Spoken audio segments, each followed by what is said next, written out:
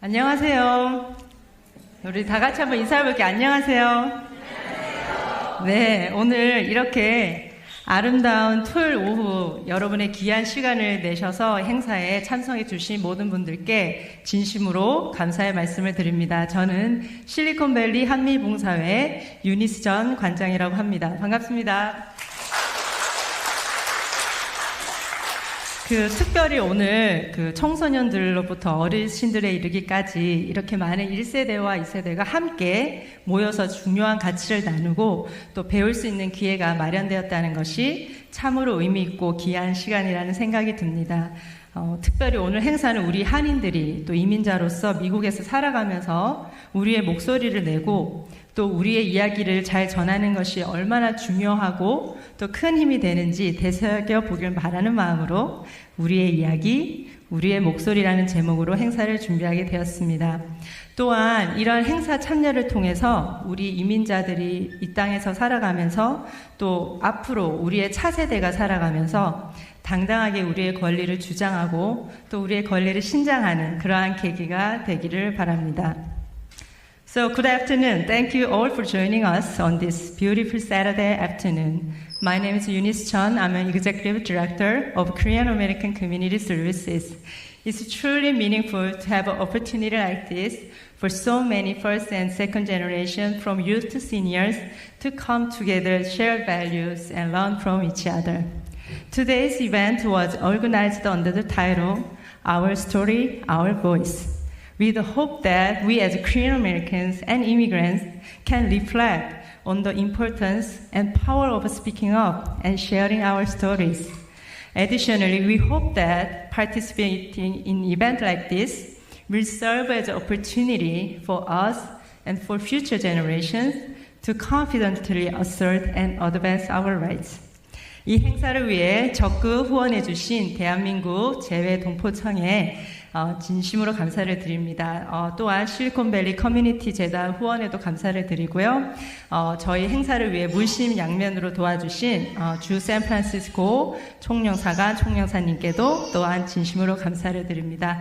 행사 조직위는요, 저희가 베이지역 K연합이라고 코로나19 이후에 공동으로 저희가 한인 커뮤니티 돕기 위해 2020년에 설립된 이후 매년 다양한 행사 등을 통해 활발한 행보를 이어가고 있습니다. 오늘 행사를 위해서 저희가 사실은 지난 수개월 동안 매주 모여서 미팅을 하고 어떻게 하면 우리 한인분들께 이러한 중요한 이야기들을 잘 나눌 수 있을까 고민해 왔거든요. 그래서 수고하신 모든 베이지어 K연합 기관들에도 감사를 드립니다.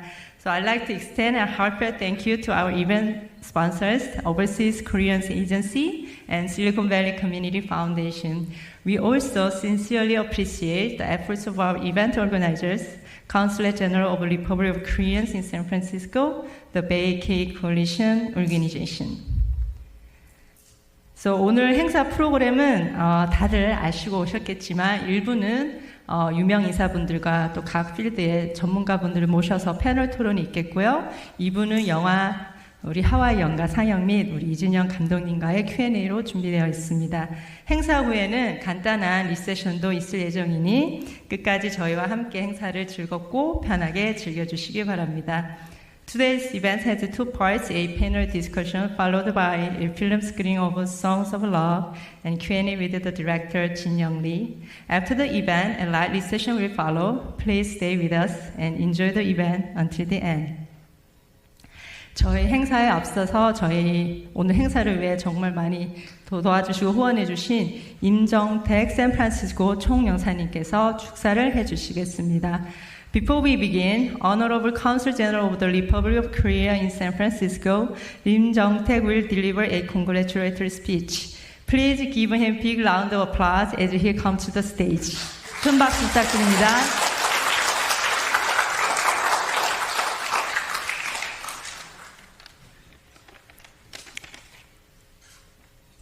안녕하십니까.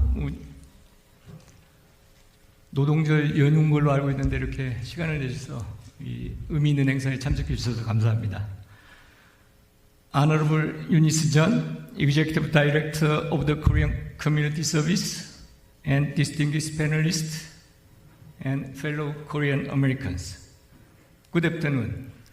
I am pleased to stand before you to welcome you all and congratulate today's event. This town hall meeting aims at promoting Korean diaspora's participation in the upcoming U.S. presidential election. I hope the following panel discussion will lead to encouraging Korean American people to cast votes in the U.S. presidential election in early November. But what makes today's event more meaningful is that right after the panel discussion, we will be watching the movie Songs of Love from Hawaii, directed by Jinyoung Lee. This movie tells about the story of the Korean diaspora in the US with beautiful music, and we will be able to look back on how Koreans first settled down in this country. As you may know, San Francisco was the gateway for the first Korean immigrants to enter the mainland of the United States in the late 19th and early 20th centuries. Since then, our ancestors established a strong community with innate diligence and hard work. Today, the Korean community has a stronger voice in the USA than when it started more than a century ago. However, we must all understand our voice cannot be heard without exercising our given right to vote. This will allow us to speak up even more and open wide more opportunity for our future generations. Through each and every vote we cast in the elections, we can further strengthen democracy and our voices. By registering and casting vote in the elections, the Korean diaspora can continue to strengthen our voice and presence in this multi-ethnic, diverse society. Thank you, and hope you enjoy today's event. 감사합니다.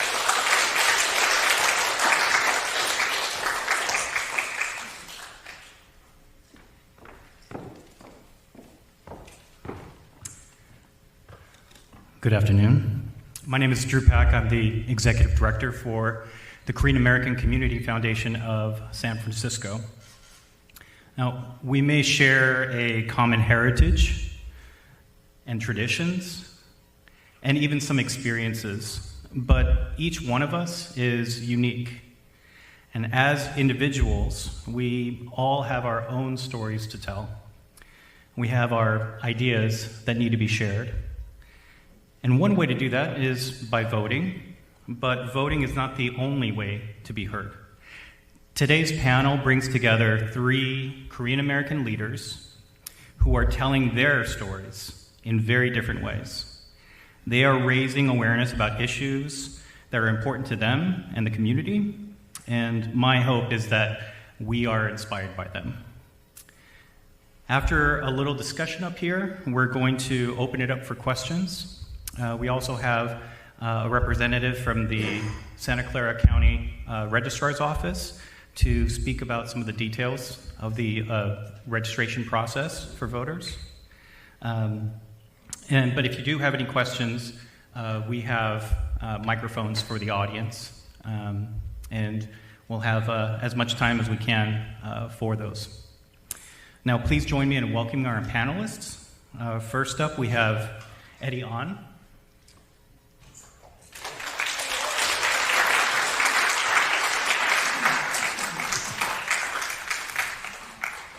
Eddie is the executive director of Brightline Defense, an environmental justice nonprofit, and the writer and artist of Advocate, a national bestseller and graphic memoir published by Penguin Random House.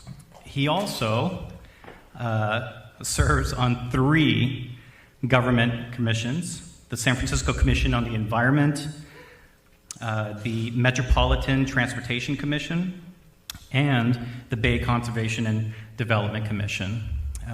He's also a lawyer. So if my mother is listening, please don't be jealous.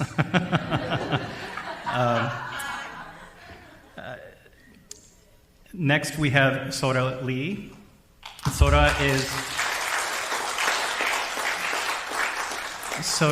a product strategy and marketing leader with extensive experience in driving growth at companies. These companies range from early startups to some of the world's most admired brands, including Netflix, Facebook, WhatsApp, and many more. Her core background and passion lie at the intersection of entertainment and technology. She's also a content creator, so her handle is Sora Lee.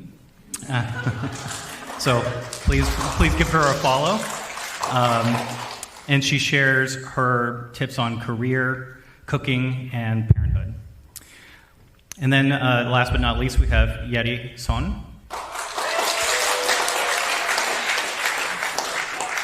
Yeri is the associate director at the KCC-EB.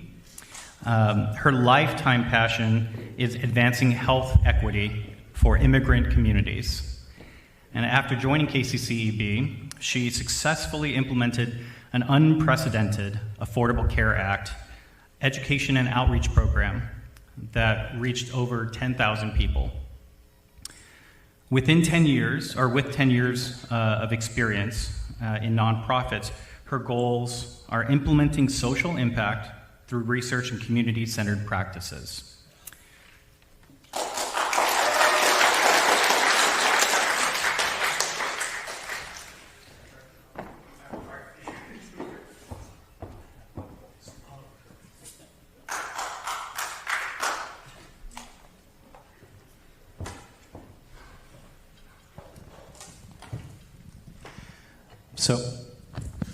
So to introduce you to the panelists a little bit more on a personal level, I thought it'd be fun to ask a couple of questions, and they could write their answers on the board and share a quick word about them.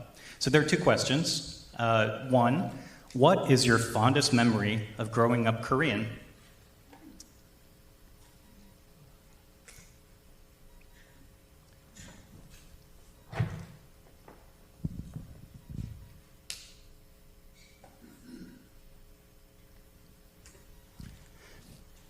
And then the second question is going to be, what is your favorite Korean food?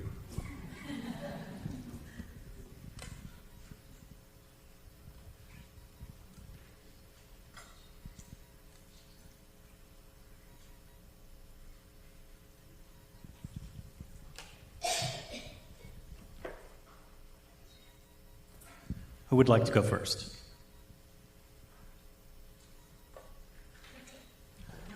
Yeri? Hi, I'm a very nervous, probably speaker, so please have some generosity as I am speaking. The fondest memory, I would say, in Korea is actually Seollal, because we would do just a huge family gatherings among relatives. So I left Korea when I was 8, and I still have memories of wearing hanbok, going to see my grandma, eating tteokguk, so that's the memory I was thinking about. Hi. I actually grew up in Korea, so I don't really have memories of growing up Korean in America. I moved here in high school. So I used to go to Gongju, which is like Chungcheong province, which is where my mom's family's from. And we would go to like Daegu. I don't know what that is in English. Like mountain, like what? the creeks in the mountains in Gyeongsan. So that would be my fondest memories. So you'll have to forgive my handwriting. You'll have to forgive my handwriting, but I wrote Shike and then Ningyeon. Shike because I'm born in the U.S., so I grew up in Texas to begin with, but I would go back to Korea probably once every 3 years or so. And then I would talk a lot with my grandparents, and my grandmother in particular made me pictures of it, so I would just drink a glass of shike every day. I was a very fat kid as a result. And then Ningyeon is my favorite Korean food.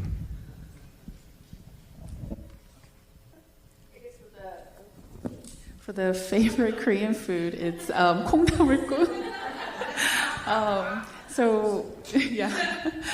When we're in Korea, my mom used to make this a lot in the mornings, and now that I reflect back, I think it was for my dad's hangover. But I also enjoyed it, putting with the gochugaru in the soup too. Sure, if you know, you know. So that's the food I remember. Mine's 즉석 떡볶이, so it's like a, what do you call it? You like make spicy rice cake with a bunch of ingredients in front of you. So that part, it's hard to do at home. It's my favorite food, and typically like a street food. You go with your girlfriends after school in your Korean uniform type of vibe. So I still go whenever I go back to Suwon, which is where I'm from. Great, thank you very much. Hopefully you've all bonded and know a little bit more about our panelists. So today, outside, there's a table, and we have information in a team from the county registrar to help anyone get registered, answer questions. You can also request a ballot in a language of your choice, your preference, change party affiliation. They can help answer any of those questions. So my question for the panel is, what was the thing that prompted you to vote for the first time? It doesn't have to be an election, it could be another kind of vote, but what prompted you to vote? I can go first. So actually my dad was running for an office in Korea.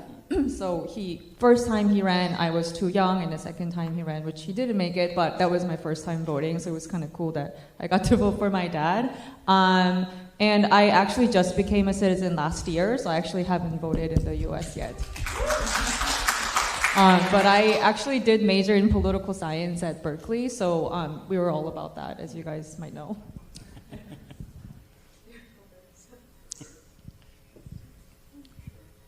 I grew up in Texas, as I described, but I also went to college in Brown and Rhode Island, and so that was the first time I ever voted. It was a very different political era, so that was just me, essentially gaining political consciousness for the first time. Rhode Island itself, in case you don't know, is a very white ethnic environment, so Italians, Irish really dominate the New England towns. So as a Korean American, it was very much like a learning experience about Asian American political representation and trying to figure out, as I came out to California, how would I carry that on. I would note, for instance, on my government commission efforts nowadays, looking at how representation happens across the Bay Area. So to give you a sense, the commissions that Drew was describing earlier, the Metropolitan Transportation Commission is really about financing power, for instance. So it touches the 24 or so local transit agencies with state and federal dollars. There's 27 commissioners on that. There's only one Korean American commissioner, myself. On the Bay Conservation Development Commission, it's all about regulatory approvals across the Bay Area shoreline. So it oversees major development projects on the San Francisco Bay. Out of the 20-something commissioners there, 27 commissioners, only one Korean American commissioner, myself. And then the San Francisco Commission on the Environment, there's only one Korean American commissioner too. So in other words, out of 55 or so commissioners, it's essentially myself holding it down for the 9 Bay Area counties. So it just shows you how there's a big disconnect, I think, between Korean American civic participation, Korean American political representation that I think is really important to highlight, and hopefully it's just not me. I would like there to be many others that come after me as well. Yeah, the first time I registered and voted was actually back in 2008, so it's not too long ago. what really motivated me to vote was what was at the table, which was healthcare reform, was a big presidential election topic back then. And as you heard from my bio, health equity is my lifetime passion, and that really roots from my personal experience. So our parents, my family came here when I was 8. And growing up, I quite couldn't understand that we came here for the better future and better opportunity. But this place that's supposed to hold better opportunity for us, we couldn't even go see a doctor when we were sick because we just couldn't afford it. So that was such a shock for me growing up as a child. And during teenage years, I developed a chronic illness, and my whole family, rest of my family, had to give up their health care so I could afford my health care. So that was just something that I pursued since then. And then fast forward, 2008 came. Healthcare reform was a big topic, and I decided to vote. In 2010, Patient Protection and Affordable Care Act passed. And not all voting election has that type of immediate impact, of course, but one thing that I would actually encourage everybody is think about that issue or that topic that really matters to you and take action on that. Thank you very much for the responses. So based on some information we have from the county registrar, they make public voter data from the elections. And in 2022, the last major set of elections, we know that Koreans actually vote at a much lower rate than your average voter. So it's about 15% lower. In general, 54% of registered voters actually vote in an election versus Koreans who really only vote at 39%. So my question is, what kind of impact do you think a lower voter turnout has for the community?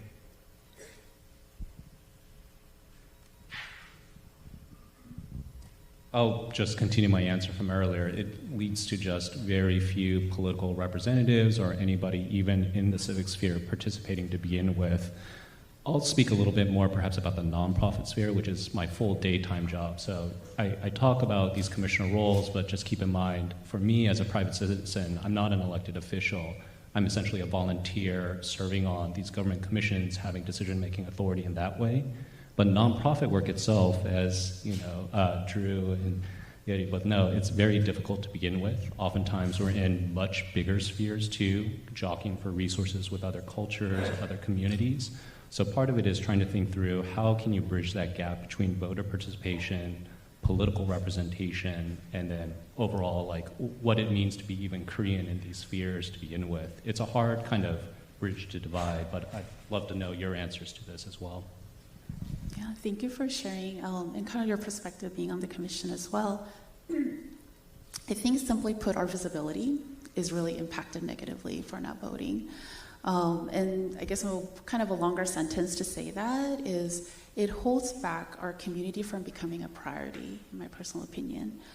I was just looking at some data, so sorry if I'm reading the data, but Asian Americans have been the fastest growing group of eligible voters in the United States. The number has grown by 15%, which is about 2 million voters in the last 4 years. And I think this is the time to really leverage that. In AAPI data that was released for 2024 Asian American Voter Survey, one of the interesting questions that was there was like, have you been contacted by Democratic Party? Followed by the same question, have you been contacted by Republican Party in this election season? And looking at by different community, Koreans had the lowest contact rate from both parties. So I'm not an election specialist and I'm not an expert in interpreting this data, but the initial thought I had was like, wow, so we are not on their radar in these two major political parties as much as the other Asian communities. So that was a kind of a wake-up call for me, and just really thinking about how different communities have different priority areas. For Koreans, it was job, inflation, cost of living, cost of housing. And considering how every community has different priority, really for us to push the decision makers to focus on the issues that we care about as a Korean community, we have to start voting because that's one way, because nobody will vote on our behalf because everybody has different topics that they're interested in, issues that they're experiencing. So I think by not voting, we're actually losing out on that opportunity. Yeah, I think I'm probably going to say something very similar. If you're a strategist for a political candidate, you're only going to prioritize the groups that are going to vote, and I would dissect that by gender, ethnicity, and age also. So our group will just not be prioritized when it comes to political issues, and because they don't care, they're not going to vote. But I do think, I didn't know that it was much lower than other ethnicities.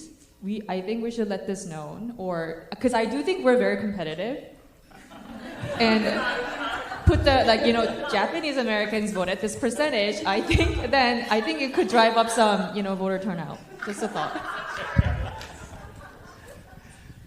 That's a very good point. I will mention a couple months ago we had Korean Heritage Night with the San Francisco Giants, and Korean Heritage Night outsold all the other Heritage Nights, so at least we're number one somewhere. Okay, well, the next question, actually, I wanted to start with Sora, because I feel like you probably have a really good finger on your pulse of the zeitgeist, what people are talking about and what people care about. But the question is, what issues do you think don't get talked about enough in Korean homes? I think it's a couple things, because I think we're a very private person, and I do think people like to talk about other families a little bit more than other ethnicities. That's real talk. I do think that people don't share struggles that's going on inside the home outside, more so. So a couple of things that come to mind as a result of that is domestic violence is one thing, and I think it doesn't always have to be physical, but financial, emotional, verbal, that's all abuse. But I think in our community, kind of coupled with mental health issues that we don't talk about often, I think people just think that's just the way it should be because it's always been. That's how we saw our moms, grandmas grow up. So that's one issue. Another issue that I just recently became aware of is among the foster children system, a lot of Korean kids end up getting placed into other ethnicities' households because there's not enough foster parents who are Koreans. But if you kind of couple with the first issue, there are kids who need foster homes, and that's an issue that I would really like to foster soon when I'm all settled. Yeah. Anyone else want to answer? I would like to build on mental health piece, so thank you so much for bringing that up. Sorry, I'm a data nerd, so I just have a lot of data here. This one thing actually caught me by surprise recently was that there was actually a mixed method study based on the data from California Health Kids Survey, and it was to examine depression and suicide ideation rates in California high school students to be exact. The data showed depression prevalence rate of 35.9% among Korean students. 35.9, I'm going to let that settle in. And suicide ideation prevalence of 20.8%. So this means that 1 out of 5 Korean youth have thought of or are thinking about suicide. And more than 1 out of 3 Korean youth are depressed. And I think that there's a lot of issues or elements that really contribute to this, but one of them they talked about in the qualitative data side was just being unheard. So due to internalized stigma, cultural norms to stay silent, we talked about how just keeping it under the household, even generational differences. And then the second group of theme was about barriers to getting help. And that could mean like lack of mental health providers who understand the culture, limited parental knowledge of where to get help. And I think all to say that this is contributing to the invisibility of our youth and the mental health support that they would need. So I think it's just something that we all need to take the step as a community, because if the community itself cannot come forward and acknowledge that this is an issue that is hurting us altogether and there is a need in this topic and we need to get help, it's never going to get to the next level of actually securing resources to help the people in need. And this is our youth that's getting hurt immediately. And also, what happens actually individual level is that it really drives the people who need help or youth to hide even further and deeply because the community is not acknowledging that this is an issue. Then it becomes an internalized issue of like, well, maybe I'm the problem because the whole community doesn't see that this is a problem. So I think that's two things I really want to emphasize. And maybe each person taking step every day, maybe creating a safe space to talk about it even in your personal networks, to talk about mental health, even in the most comfortable or subtle way possible. Because I think if we do it collectively, we could actually start shifting that cultural norm. One thing, so plus one, definitely for mental health, I think that's really important to discuss within Korean households.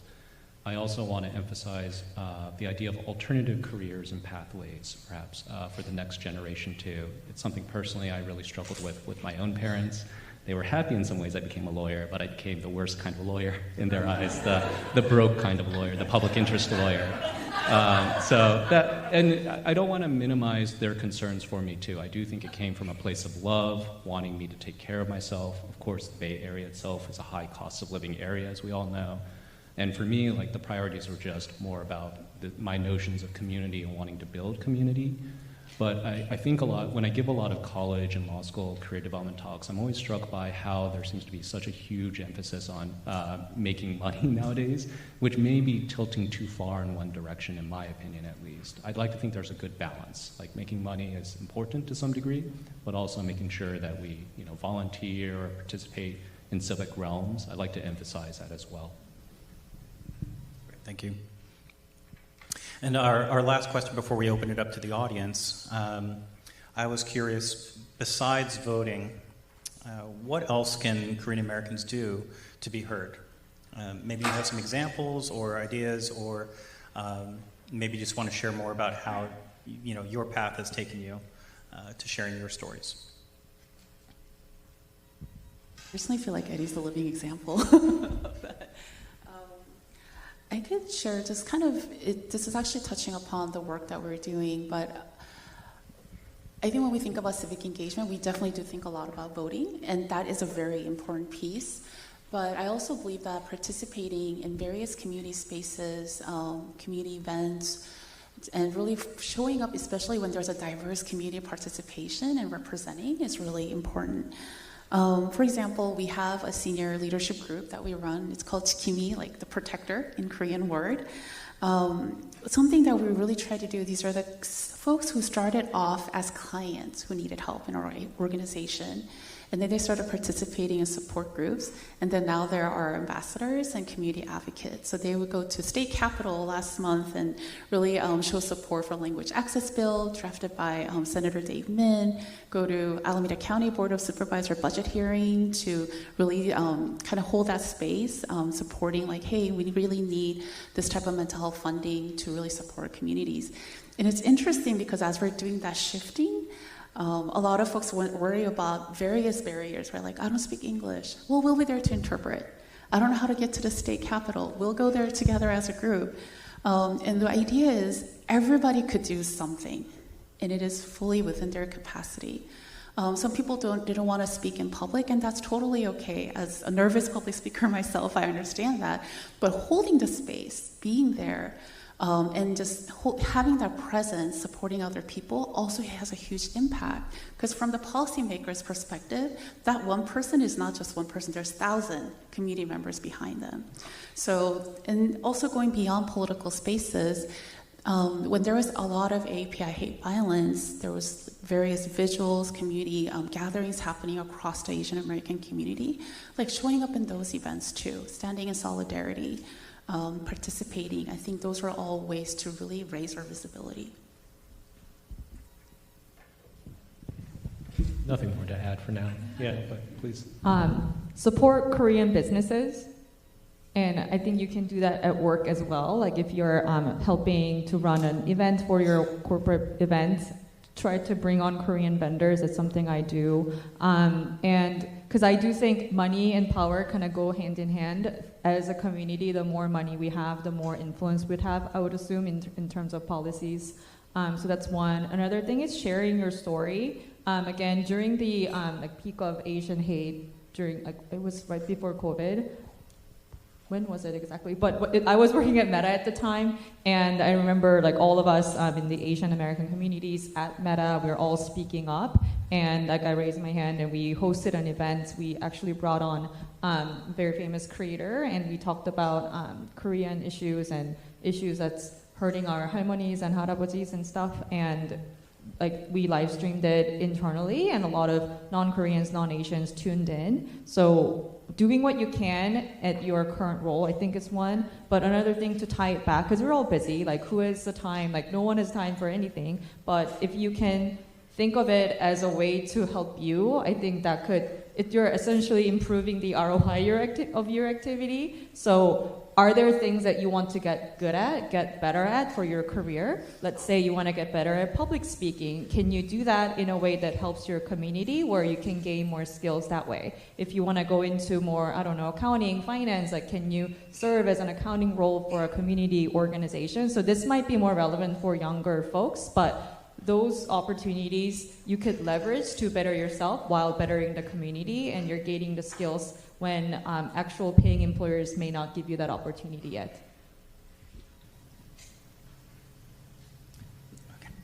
All right. So thank you very much for tolerating my questions. And I would like to ask if there are any questions from the audience. Yes.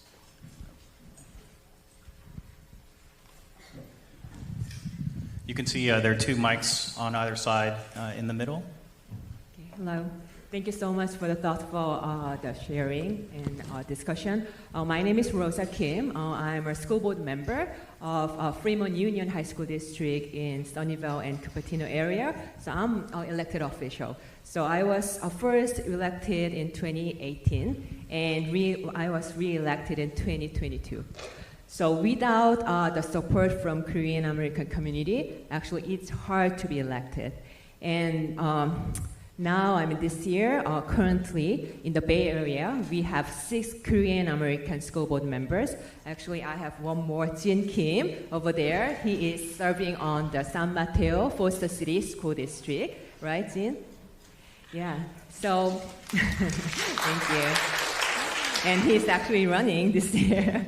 Yeah. Anyway, so I'd like to share, I heard, you mentioned about the students' mental health, and definitely Korean American elected official, like school board member, can bring the perspective of Korean American and Asian American families, right, perspective. And my highlight as a school board member every year is I go to the graduation ceremony and then give the diploma to each student. And when I see our Korean American students, we can see them by their last name, right? And then I always say 축하해, and then they always kind of surprised to hear Korean language at their high school graduation ceremony. So it is all about the representation. And when they see a Korean American is actually a leader in the community, it's inspiring them. And I can serve, as a leader, right? So it is about our future of Korean American community.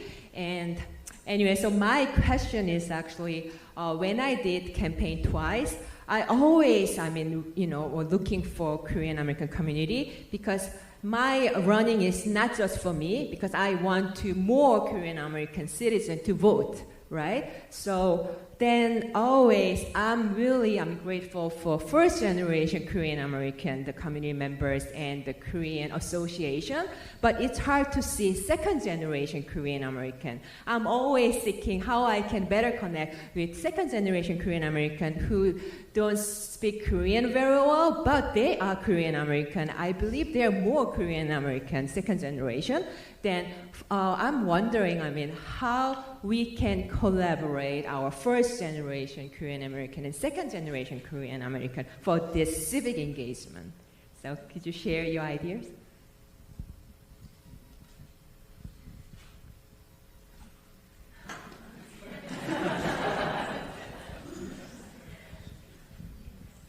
I was actually thinking about this earlier because looking at this poster, I was very involved in Berkeley. There was a political group that called CKS. So I think we hosted events together with East Bay organization in the past.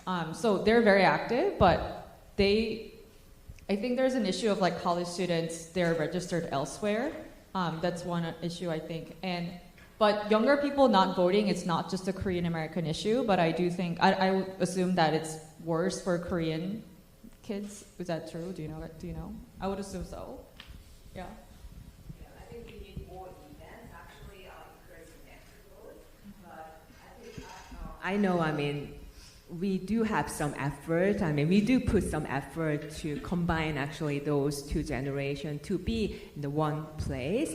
So I know the Unisjang, also the Hanmibong Sawe is working hard, and I know the Korean American Community Foundation also working hard. But I think the second generation should be more come to Korean event and actually working together, because I want them to be kind of coming to this kind of any kind of fundraiser or kind of meetup for Korean American elected official, right?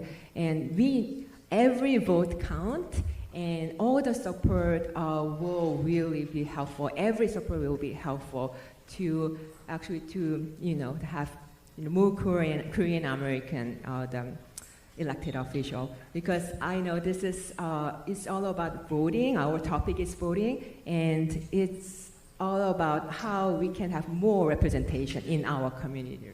So that was, I wanted to actually.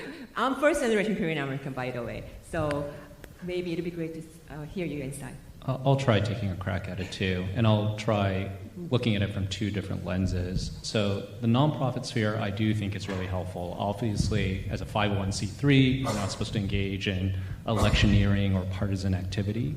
However, we can set the table, and I am very appreciative of the Korean American Community Foundation even bringing us all together in this way.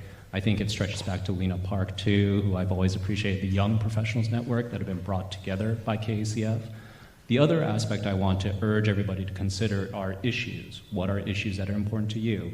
I, through my nonprofit, Brightline, work in probably one of the tougher issues, which is generally the environment and climate change. As a lot of folks know, climate change is happening. The question is, how much of a priority is it, right, for a lot of different communities, not just even the Korean American community. So part of it is like not just looking at the environment, but what is it? Is it, choice? Is it domestic violence? Is it mental health? We'll need to do some table setting to even get to the kind of bridging together of different generations around a set of issues, ideally. Yeah, and I kind of wanted to add to that about what issues are being brought to the table to bring, whether it's youth, whether it's the older generation, to the table. Recently, we started a series of events that are more involving, that we're targeting more towards the Korean American second gen. And it's not a big turnout. We had maybe 20 people. But what we did notice was that when we shifted how we were starting to talk about these events and what it was for, we definitely got more interest. And what it was about is we would like to talk about how you are struggling about your Korean American identity.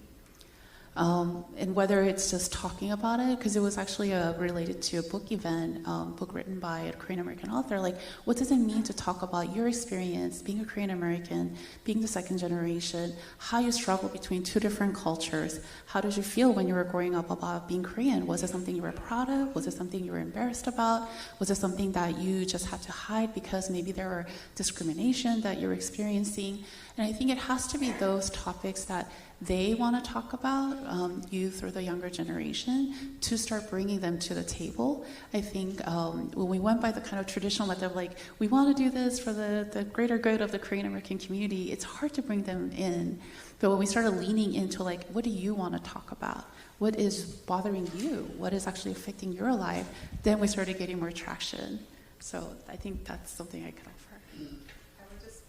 I was just going to add, I think we have to meet them where they are, treating them like consumers, and just the marketer I am, like what's in it for you. And if you think about a good ad on TikTok, for example, first 3 seconds, your pain point. Suffering with acne, here's a solution for you. Like, what is that?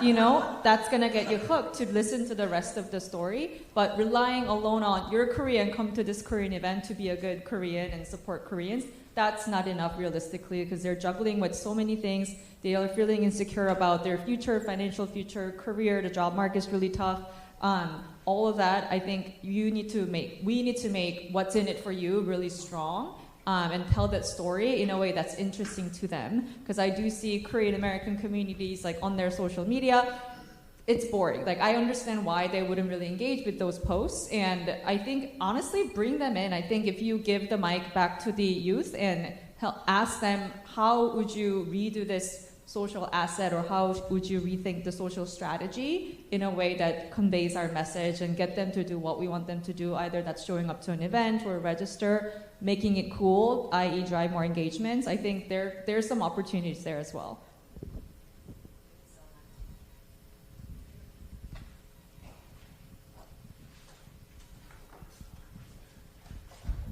Hi, I'm really happy to join this event because in Korean community there are so many, individual associations. They are not combined together at all. But I see the K group. It made an amazing opportunity to 한미 봉사회, East 봉사회, and KACF-SF, KACF-SF. I don't know. So it's a really good event, and I'm really amazed about Yeri. You told us that we need to go to the city capital. Right, state capital, and then you mentioned we are really competitive Koreans usually, and I also agree with Rosa Kim. She said involvement is really important. Because I'm a journalist also, because I interviewed the Vietnamese community, because there are San Jose city capital. The city of San Jose has usually over 3 to 5 Vietnamese origination city councils out of 10 people. So it's really amazing numbers. So also their voting rate is 60% or 80% sometimes. And if there is any small issues related to Vietnamese community, 2,000 people come in front of the city capital. So all the city council just saw the numbers. They don't care just money, donation, or it doesn't count. Just show, and it's 100 people go there. And also there is a Vietnamese has some kind of issues with the judge and city. There's a kind of a lawsuit. I went there to interview the procedure. So I go there, and the judge and all the court proceedings start to 10 a.m. But when I get there 9 a.m., there are 100 people in front of the courthouse. So I saw all the people, they are all elderlies. So I tried to interview them. 100, like 90% are elderlies. They don't speak in English. I said, I'm Korean. Can you talk what's regarding this courthouse proceeding today? And then they said, no English. But they all together go there. 2 hours they sitting there. Some elderly, they just cross-check. They do cross-check in front of the judge. They know they couldn't speak in English at all, but they really listen, and they hire more Vietnamese second generation employees in city. So I think it's a good idea. Of course, Rosa, I understand you encourage the second generation to come join, but they are busy. They should study. We have all the elderlies. We should have a leadership. So I'm thinking about just brainstorming for myself, and it's 100 people, lobbyists, or some hobby for the influence, politics, or go to the capital this month, or next month we will have a gathering in the city of San Jose over the Korean event. Anything we can think about it. I just join like 100 donation or something, and if we show the city members or city councils, 100 people get together every month. Then they will see and they will respect Korean community. So it's one of my suggestions. I'm really happy to hear all your information. It's really happy for all the information to be shared. So I hope this kind of the event, I want to keep going. So thank you. Okay.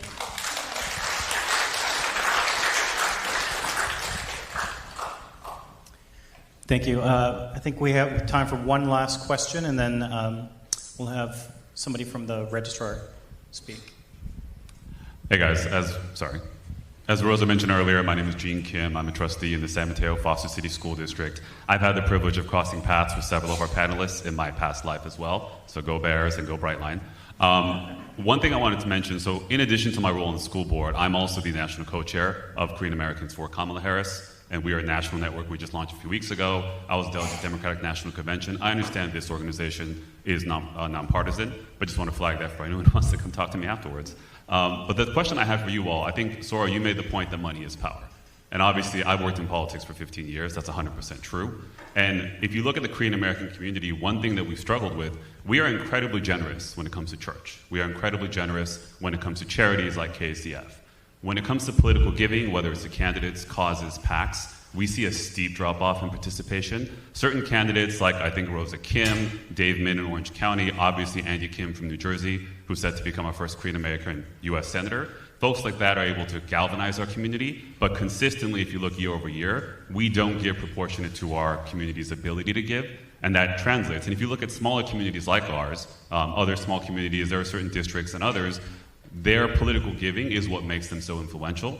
And at the same time, our community, even as we're fixated on this question about how to have more influence in both elections and political power and society, for some reason that hasn't translated over. Do you all have any thoughts in terms of what we can do to really communicate the importance of political engagement or political giving as a form of civic engagement, and how it can help change the culture within our own community, or to be honest, some of the stigma within our community about engaging in politics?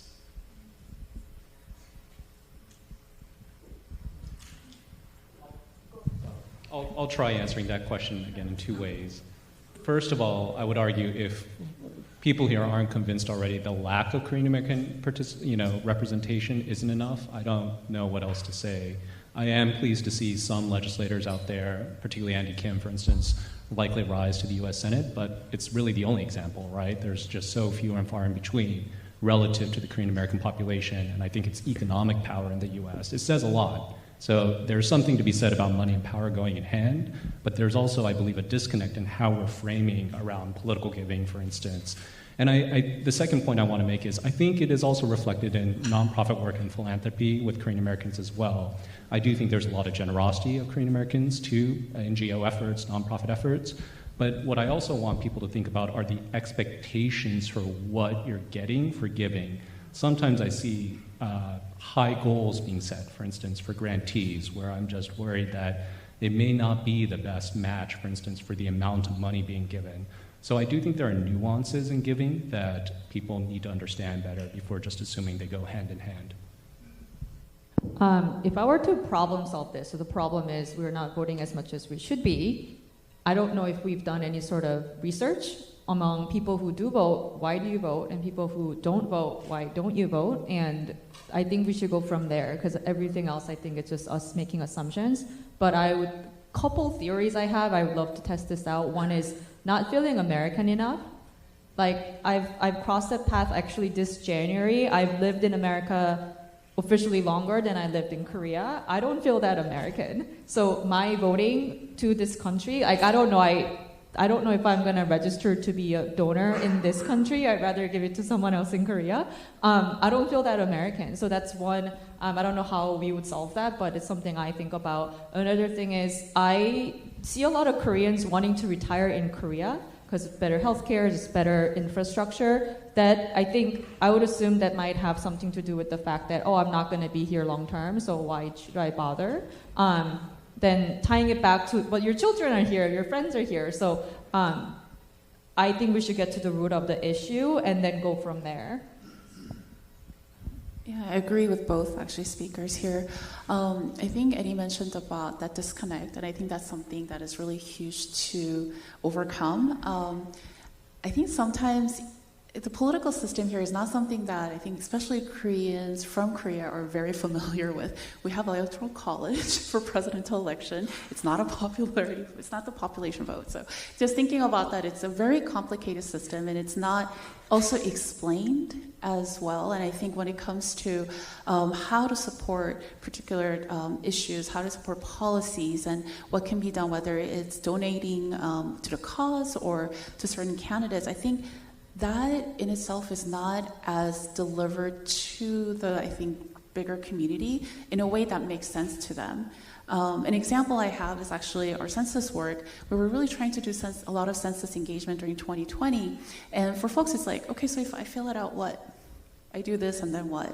Okay, population data, that's great. But when I started talking to folks and said, I get so many complaints from our community members saying, when I go to the county office, nobody speaks my language. They don't even offer interpretation.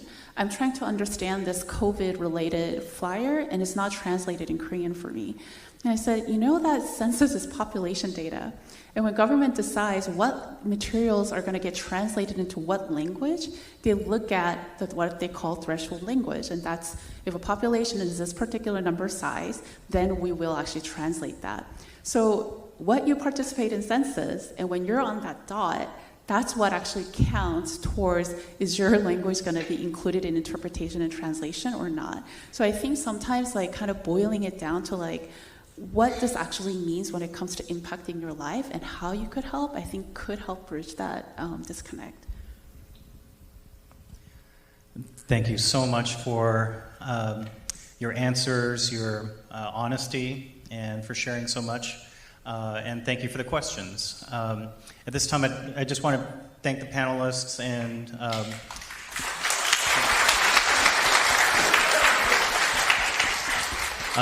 I'd also like to invite Jennifer Kim from the County Registrar's Office to share a couple of words about the upcoming election.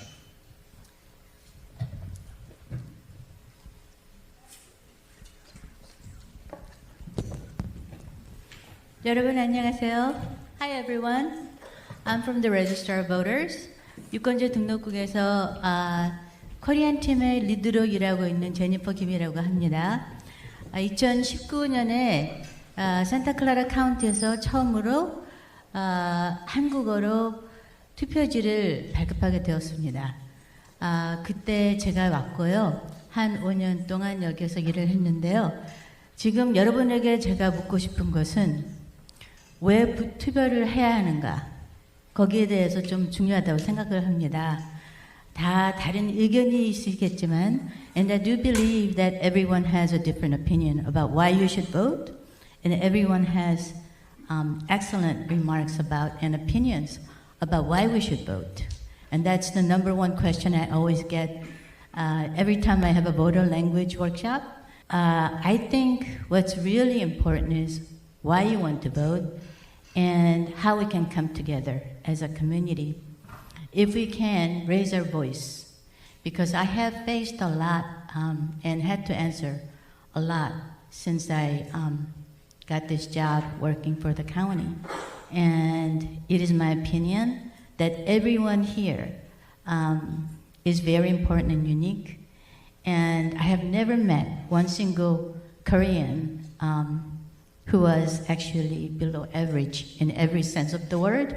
Everyone I have met is excellent in every way, very unique, very smart. But I always emphasize we need to come together. Someone here mentioned about the Vietnamese community. 베트남 사람들은 저희들이 생각하는 것보다 훨씬 더 우세한 힘을 가지고 있는데 그 이유는 단 한 가지밖에 없습니다. 숫자 때문입니다.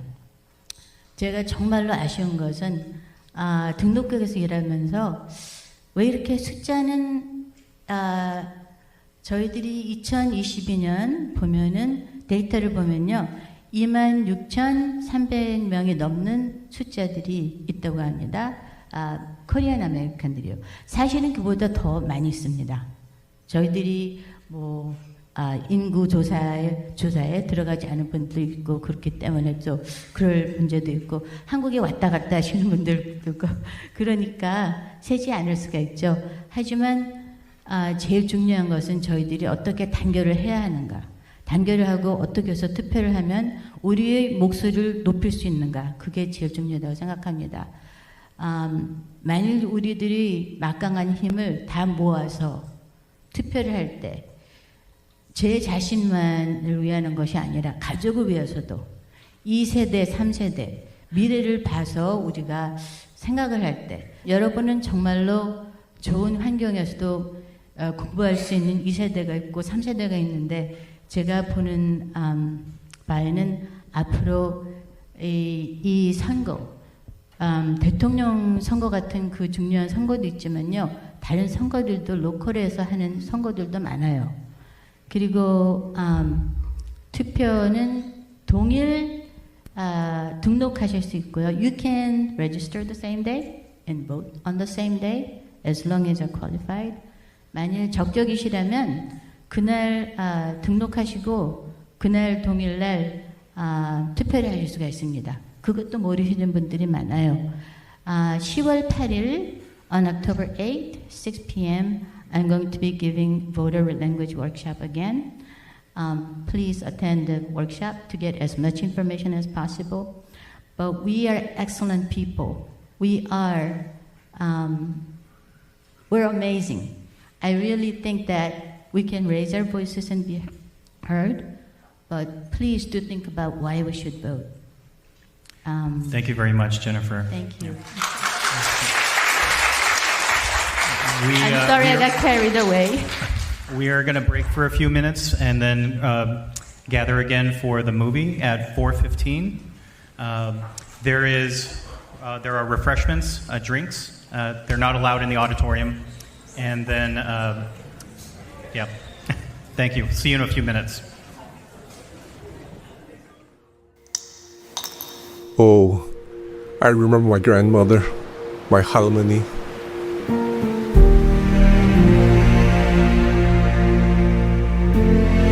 I became a writer, and I asked 할머니 to tell me more about her life.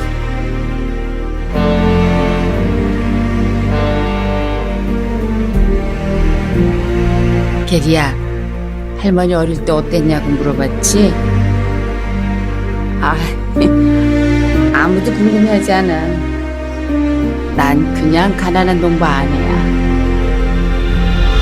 She told me the story, why she had come to Hawaii.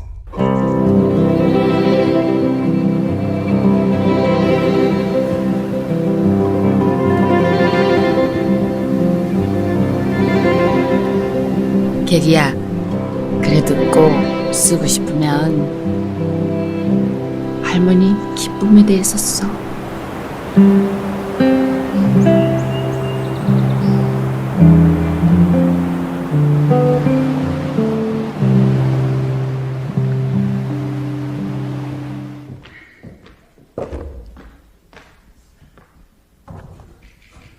So what did you all think? Do you think I can also get the presentation, the remote, please? I don't know where that is, so. Okay, so how many of you need a tissue?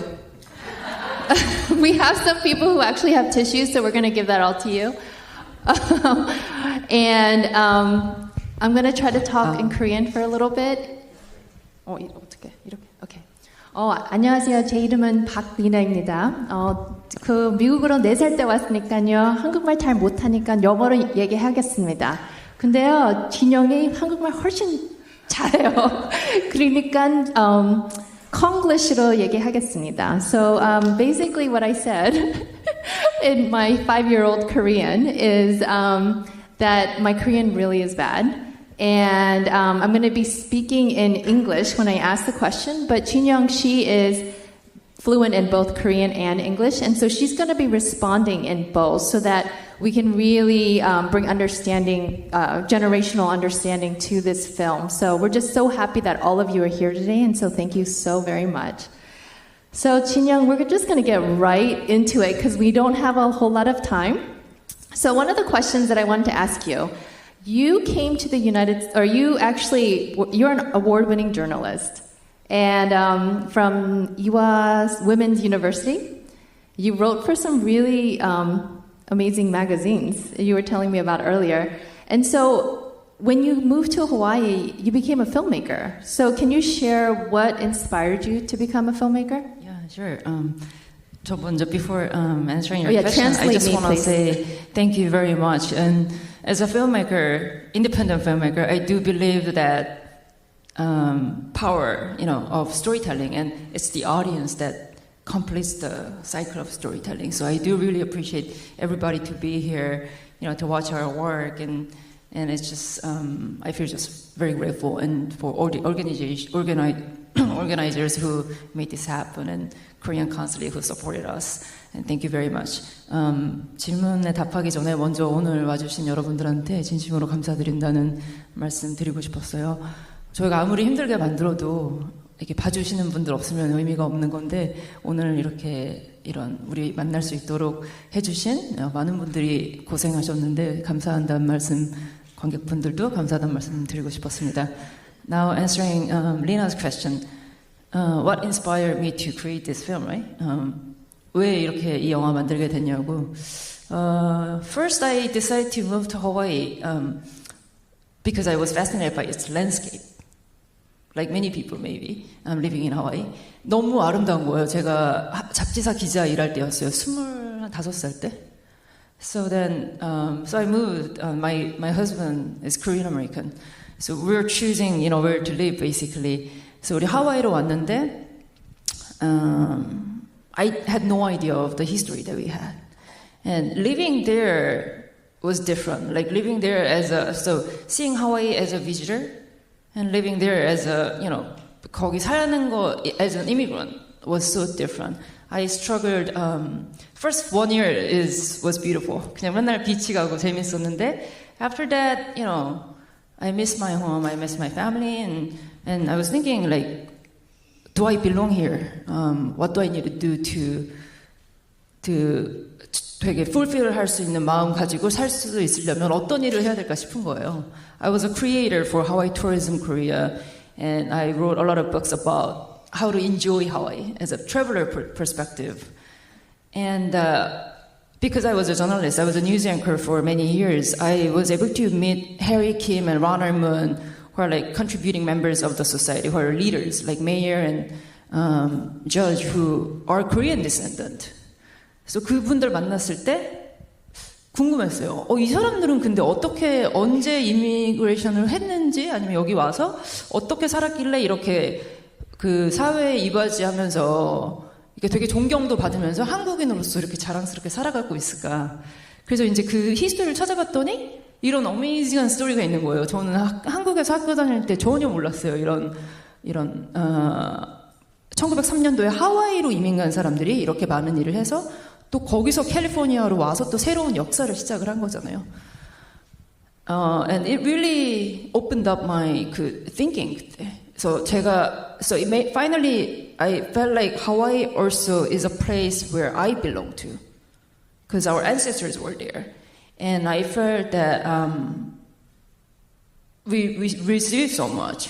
There's so much love that had came from, that we received from the people who were there. But so I wanted to share that with others who are maybe in the same situation as mine, or the future generation. I have 2 kids who are 한국말 잘 못하지만 I wanted to let them know that hey, we had so much that we have received from the people 우리 ancestors 때문에. 그래서 영화 만들게 됐어요. And didn't you say when you first moved, you said in order to get married, you wanted to live in Hawaii for a year? Oh, yeah. That was one of your requirements, right? I found that story interesting. So when my husband proposed to me, he was in Boston and I was 25 years old. I was just graduated. 그때 한국에서 졸업했는데 결혼을 하자는 거예요. So I said, 나 아직 좀 어린 것 같은데 give me 5 more years. Let's get married after 5 years. 근데 하와이 왔는데 너무 좋은 거예요, 하와이가. 그때 I was working for GQ and Allure magazine, and I was working like every night 진짜 late. And when I saw Hawaii, well, this is a place to live, 진짜 enjoying my life and all that. So I told him, hey, if you're interested in coming to Hawaii for 1 year, let's marry now. Like we can marry now. So I got married when I was 25 years old. So he moved to Hawaii with me for 1 year initially. But then I started working there, and I found this story, and now I'm still living in Hawaii. And I was going to say, if anyone has questions, please feel free. I think there's some people with microphones who are going to be asking questions as well. So we'll love to answer questions. And so my next question is, I know how many of you are going to see this brass bowl differently after this film? Oh my goodness.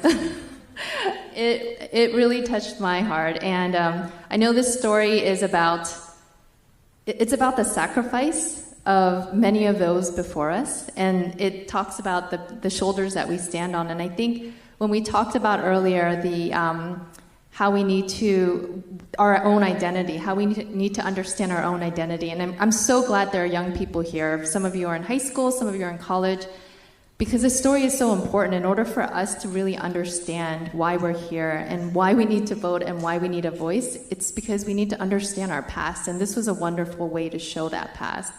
So I would love to talk about your journey as a filmmaker. What's one of the most memorable experiences or moments that you had?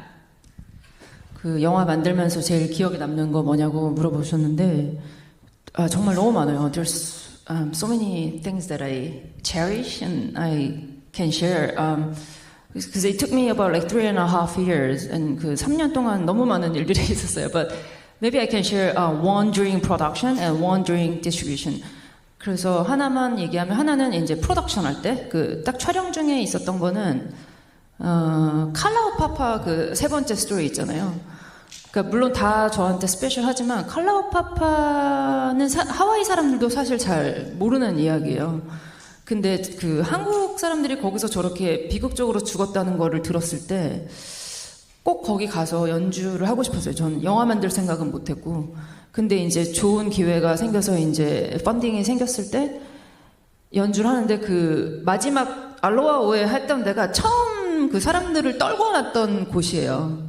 그래서 거기서 연주할 때 그 너무너무 가슴이 좀 이렇게 울컥했던 기억이 나요. 저뿐만 아니라 다 뮤지션들이랑 크루들. 코비드여가지고 거기 가는 게 되게 힘들었어요. 펄밋 이런 게 받는 게. So to be there, to perform for the souls there was a very special moment for me. I was just sharing that, you know, there's so many moments to share, but Kalau Papa, when the fact that we were able to get in there, because there are so many restrictions for filming, and when we were playing for the people who were dropped off, you know, at that site, I felt like really warm 조금 그 feelings 있었어요. That I felt like, you know, souls were there with us. And the same feeling I, you know, had when we were playing at the 그 포이키 희망가 할 때도 그렇고. So for me, I mean, of course it's a filmmaking, but also really it was to honor those people who came before us. So every film site, me and my crew, small crew, we always started with prayers, no matter what our religions are. I don't have a religion actually, but, you know, so it was a really, you know, special experience for us. 그래서 저희 그 칼라우 파파 얘기했지만 칼라우 파파뿐만 아니라 그 촬영 장소 다 전부 다 저희 항상 촬영 시작할 때 각자 약간 묵념하면서 여기 계셨던 분들 생각하면서 했어요. 종교랑 상관없이 그 촬영 스태프들. 그래서 저한테는 이게 영화이기 전에 정말 그 우리 전에 왔었던 사람들이 얼마나 어떤 시간을 겪었고 그런 것들을 좀 생각해 볼 수 있는 기회여서 굉장히 특별했던 여정이었던 것 같아요. Thank you. And it also makes me think about that story. Oh, yeah. And about for the distribution part, so I love having interactions with the audience because they always bring me questions that I never thought of. 그래서 관객분들 만나는 것도 너무너무 의미가 있는 시간이에요. 왜냐면 이렇게 그 얘기 듣잖아요. 그럼 제가 생각하지 못했던 걸 보시는 분들이 있는 거예요. 근데 maybe 진짜 rewarding 했던 스토리 하나 쉐어하고 싶은데 그 워싱턴에서 그때 CK 했을 때 어떤 이제 상영 끝나고 maybe he's in his 30, early 30 저한테 와서 얘기했어요. 너무 잘 보고 자기 할머니가 생각이 났다는 거예요. 할머니 브레스볼 보고. 그래서 그날 바로 지금 나가서 자기 할머니한테 전화해서 사랑한다고 얘기했대요. 그때 할머니도 나도 너무 사랑한다고 하면서 자기도 울고 할머니도 울었다는 거예요. 할머니는 지금 보스턴에 있고 자기는 워싱턴에 사는데 한국인 친구였어요. 그래서 그 얘기 들을 때 그냥 내가 만든 영화가 누군가의 삶에 잠깐이라도 할머니에 대한 고마움을 상기할 수 있고 그 할머니도 손자 전화 받고 행복하셨을 거잖아요. So that was great. I was sharing that after a screening and several months ago, one young gentleman came up to me and said, "Hey, Jinyoung, I just want to say thank you." And I had to call my grandmother after watching the breastball story, and I told her how much I love her. And she replied back to me that she loves me too, and we both ended up crying, but it was a good cry. And when I heard that, it's the reason why I think still try really hard, even with a lot of challenges, because it really makes me feel good to know that the film impact someone's life. Yeah, didn't it make many of you want to go and call your mom and grandma too, and your grandfather? So there's a question out here. I think there was someone who raised her hand. Yes. Hi, my name is Myung Choi. I'm a principal of a Korean school in Sunnyvale. So whenever I watch this kind of movie, Korean American movie, I'm always thinking, how can I teach Korean to my students about the history? And then I would like to talk about two things.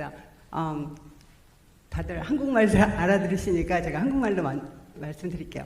첫 번째 이제 개인적으로는요, 지금 필름메이커 하신 그 PD님이 남자분이신 줄 알았어요. 처음에 이름만 보고. 근데 무비를 보면서 이건 정말 여성적인 감성이 아니면 이런 무비를 만들 수 없겠다. 그런 생각을 했고요. 아까 할머니 얘기하셨잖아요. 저도 이제 손주가 4명이 있는데 이 아이들이 정말 이렇게 밥주발에 가득 담긴 그런 성공적인 삶을 살아가기를 이렇게 바라는 그런 마음이 있어요. 그게 이제 제 개인적인 얘기고요. 이제 두 번째, 제가 교장으로서, 한국학교 교장으로서 이제 학생들을 가르치고 있는데 이제 3세대, 4세대로 가고 있거든요. 그래서 사실 아까 저희 포럼 하실 때도 사실 이 얘기를 좀 드리고 싶었어요. 우리 성공적인 한인들의 이야기들, 그리고 또 옛날 스토리들을 우리 학생들에게 꼭 이렇게 알려주고 싶은 마음이 있는 거예요. 그래가지고 오늘 지금도 막 여기다 노트를 했어요. 어떻게 하면 이거를 학생들한테 가르쳐 줄까 하는 생각을 했는데요. 제 생각은 지금 이제 이 필름을 가지고서 우리 학생들을 꼭 가르쳐 보고 싶어요. 왜냐하면 이것은 하와이만의 얘기가 아니라 사실 저는 하와이가 투어리스트 하는 그런 곳이라고 생각했거든요. 근데 사실은 코리안 아메리칸의 그런 굉장히 슬프고도 또 아름답고도 또 성공적인 그런 이야기들이 있고 사실은 그거는 우리 캘리포니아에 사는 사람들도 똑같이 그렇게 생각하고 있거든요. 그래서 그런 이야기들을 우리 학생들에게 좀 알려주고 싶고요. 그렇게 사용해도 되겠죠? I mean, she was asking, as a principal of the school, she was hoping that she would share with her students, which is awesome. And that's one of the biggest motivation why I created this film. 그래서 저도 그런 학생들이랑 나누고 싶어서 만든 거니까 당연히 그래도 되는데, but the timing is an issue. So because we're expecting a national release in Korea in October. So maybe early January and February, I think it will be available online somewhere. So we're looking for platforms to sell actually. So I don't know, it can be Netflix or whatever. 근데 eventually, for sure, it's gonna be widely available for free, for sure. And thank you for One more thing I'd like to ask you that when I teach, can you, if we ask you to online speech or kind of filmmaking to send anything to my student? 그럴게요. 고맙습니다. After the screening, I will love to share thoughts. And speaking of that, actually, 이 영화는 지금 하와이 연가는 is my second work, but my first work, which is called Words of Wisdom from the Rainbow State, 무지개 나라의 유산이라고 있어요. 근데 very similar, but that's actually made for the classroom setting.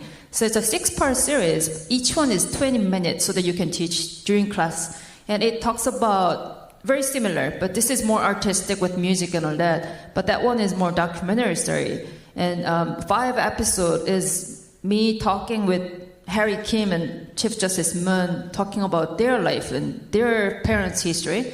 So 그거는 지금 무지개 나라의 유산은 그 한국 외교부 채널에 올라가 있어요. 다 무료로 해서 보실 수 있어서 그걸로 먼저 시작하시면 내년쯤 될 것 같아요. 네, 감사합니다. 고맙습니다. I was telling her the Words of Wisdom is available on Korean Consulate's YouTube channel. So just look it up, Words of Wisdom from the Rainbow State. And because I wanted to reach Korean students in the United States too, all languages are both in English and Korean at the same time. So, if you want to use it for your classroom, please do so. Okay. Oh, there's another question in the back. How did you find the story about the classical, and were there other stories that were in the film that you wanted to tell? 그 지금 물어보셨어요. 이 브레스볼 스토리 있잖아요. 할머니 노그릇 어떻게 이 얘기 찾았고 다른 이야기 또 하고 싶은 게 있냐고. talking about, what I was telling you about the words of wisdom, my first work series, one of the 5 interviewees was Gary.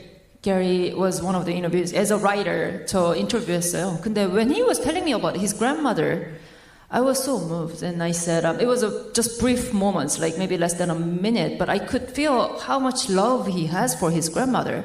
So then I said, one day, if I'm ready to create another film, would you share more about her? Would you write a piece for me? He said yes. And then when I got the funding, when I got the grant, I reached out to him maybe 3 years later. Hey, let's work on this. That's how it happened. And then I have so many other stories, of course. And I realized that filmmaking is not something that you can do alone. So I'm finding a way to create the new one. And speaking of that, I would like to make Songs of Love as a series. Songs of Love from California, Songs of Love from Osaka, Songs of Love from... There's so many great stories to be told.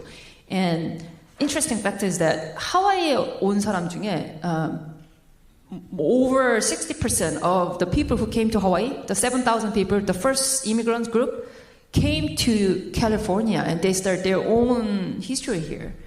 And there's so many stories that I would love to tell if there's an opportunity. Yeah, and so talking about stories, why do our stories matter? And why should we vote? Because this is a civic engagement. Yeah, and I think it's a very important question because I didn't think of, I got many questions about the film, but it was the first time that I got this question. But I think that voting right is a gift from the people who came before us. It's so easy to take voting right for granted, but imagine how many people really fought hard to, because they wanted to give us a voice, to shape our future for our future generation, our children. So we should honor that gift that was given to us, by voting responsibly. That's how I see. Yeah, and I want to add a story to your film. One of the acts, the one where the man was sent to Kaulapapa because they suspected he had leper. He couldn't advocate for himself. He couldn't fight for himself because he didn't have a voice. We have that voice, and so I think that's important that we use that voice in the way that we can. We don't have to be a filmmaker. We don't have to be an influencer. We don't have to be an artist. We can do it in our way and with our own power, and I think collectively we can do that together. 그 투표 왜 하냐고 해야 되는지 어떻게 생각하냐고 물어보셨어요. 근데 어제 제가 그 질문을 받고 그 질문은 제가 받아본 적이 없어요. 보통 영화에 관한 질문이니까. 근데 오래 생각을 해봤는데 정말 투표권은 너무 당연하게 생각하지만 정말 많은 사람들이 투쟁을 하고 정말 목숨 걸고 싸워서 우리가 얻은 거잖아요. 이게 역사가 지금 1960년대니까 it's not even 6 years. So 그 사람들이 우리한테 준 거에 대한 책임을 다하는 거는 그분들이 우리한테 이거를 주고 싶었던 이유는 미래 세대한테 우리의 보이스가 전해지기를 바랬던 거니까. 그러니까 우리도 뭔가를 해야 되잖아요. 선물을 받았으면은 그거 최소한도로 이제 그 투표권을 행사하는 거는 정말 중요한 것 같아요. 그리고 사실 저는 시티즌이 아니에요, 미국에. I kept my Korean citizen. It's a sentimental thing, but 그냥 갖고 있고 싶었어요. 그래서 지금도 저는 그린카드 홀더인데 아마 저 같은 분이 있다면 한국도 마찬가지인 것 같아요. 저는 재외동포잖아요. 그래서 유권자 등록을 해서 재외동포 그 선거를 하는 건 참 중요한 것 같아요. 제가 미국에 살아도 한국에 있는 정치권이든 어쨌든 재외동포의 이런 권익 신장을 위해서도 그렇고 마찬가지로 미국에서도 지금 그 김춘석 얘기하셨는데 김춘석이 아니라 다른 사람 한국 나왔던 사람도 그러니까 영어를 못해가지고 지금 억울하게 칼라파파로 끌려가서 평생 살다 죽은 거예요, 이 사람은. 그죠? 근데 지금은 그래도 다행히 우리가 영어를 못해도 같이 도와줄 수 있는 서포트 그룹도 있고 그런 커뮤니티로서 목소리를 낼 수도 있는 게 참 옛날보다 다행인 거죠. 근데 그렇게 하기 위한 제일 기본적인 스텝이 자기가 할 수 있는 투표를 하는 거라고 정말로 생각을 해요. That's true. So how can we support you? And one of the things that I want to let everyone know about is she has had an amazing, we talked about this, she has an amazing amount of support from the community. Her film is going to be on PBS, It's going to be CGV, actually, which is like not even heard of. They're supporting you. You're going to Korea right after this, literally on Sunday, to be a part of a film festival, film and music festival. I think we should clap for you for this, all of this.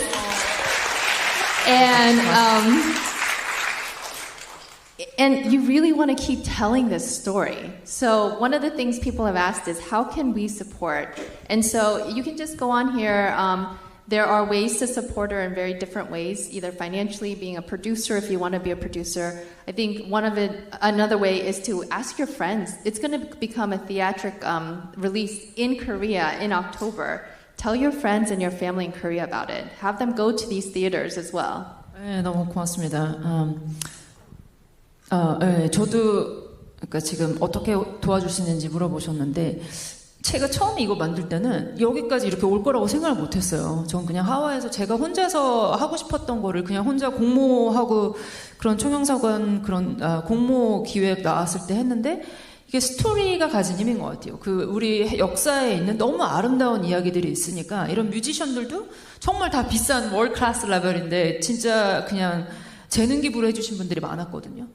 그리고 CGV에서도 이렇게 저희처럼 저예산 독립영화의 기회를 주질 않아요. 사람들한테 그런 극장 개봉을 하는 건 요즘 진짜 어려워요. 근데 거기서도 프로그래머가 뭐라 그랬냐면 미국에 있는 한국인들이 이렇게 우리나라에 공헌을 했는지를 몰랐다는 거예요. 그리고 음악도 너무 아름답고 이러니까 그냥 예술영화가 아니라 전국에서 개봉해도 될 것 같다고 했는데 지금 저는 뭐 한국은 그렇지만 미국에서 더 많은 학교에서 이게 전 보여줬으면 좋겠어요.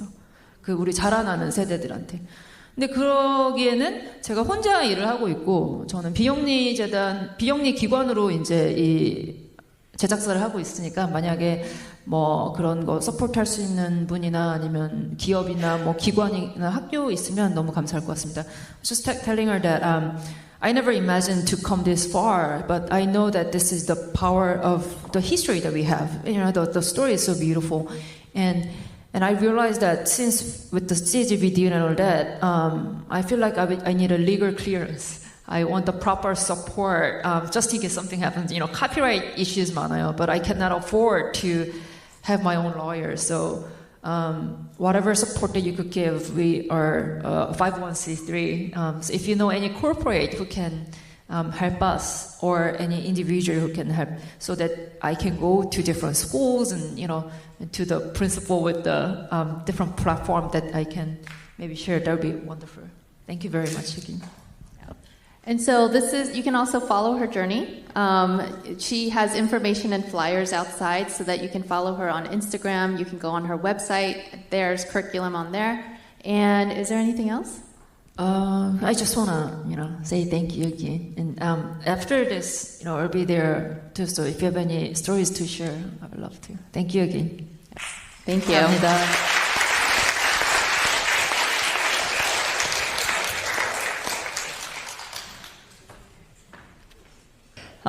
오늘 행사가 좋으셨다면은 에이미 선님, can you go to the last page? 서베이를 저희가 해야 됩니다. 그래서 서베이를 꼭 해주셔야지 우리 또 총영사관님 끝까지 같이 함께 해주시는데 또 이런 행사도 후원해 주시고 또 더 다양하고 좋은 이야기들 만날 수 있고요.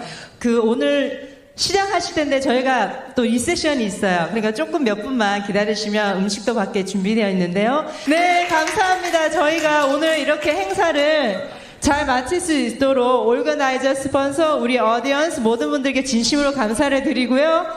저희들의 voice, our story has power in it. 그러니까 여러분들께서 doesn't matter by voting or by sharing your story, volunteer, or talk to your coworker or boss, or talk to your teacher. There's many ways you can contribute. 그죠? 그래서 여러분들이 가진 위치에서 하실 수 있는 목소리를 내시고 우리의 권리를 모두 다 잘 찾으시고 It's not only about me, for my next generation, generation after generation. 그래서 같이 함께 동참해 주실 거죠? 예, 감사합니다. 네, thank you for coming. 행사는 다 여기로 마치겠고요. 나가시면 식사와 간단한 식사예요. 또 리세션이 준비되어 있으니 우리 스피커분들, 오르거나이저분들 같이 오신 분들 함께 이야기 나누시면 되겠습니다. 네, 감사합니다. Thank you for coming.